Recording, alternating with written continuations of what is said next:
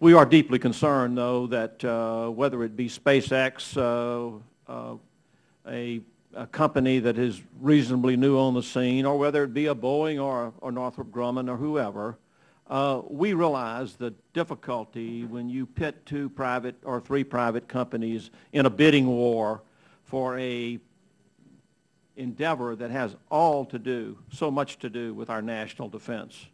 We're witnessing a delay right now in our refueling tankers with Boeing and other companies. And suppose we run into that same difficulty and we recognize that China is on its way to the high ground and we find ourselves in a bidding war or a bidding conflict, or we find ourselves in the legal system that is now slowing down whether these companies can in fact fulfill their mission or even resolve the bidding process, and years pass.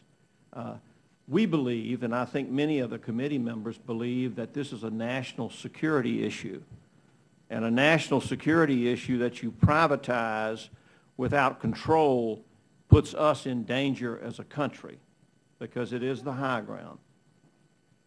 We are concerned that should a CEO change at Boeing or a CEO change at SpaceX or a Columbia accident occurs in one of these private companies, they will not be able to survive it. Only the USA can survive that with the will of the American people. We believe deeply in NASA. It's our heart and it's our soul. If we begin to divide our heart and soul with labels that say SpaceX or Boeing, and we have a failure, where will the American people be as far as their willingness to support manned spaceflight? We are greatly concerned about this. The thing that is of great concern to us is one of the things that makes me believe that this is an unfriendly takeover is something that you said, that we'll be happy to involve you in the deliberations as we move forward. But actually the decision to cancel Constellation was done without those deliberations. So we're all very, very suspicious. And so you can, it's great concern to me, of course, because I represent Marshall Spaceflight, but it's not about jobs. The heart and soul of America is NASA. If we do anything to detract from that, we're going to lose.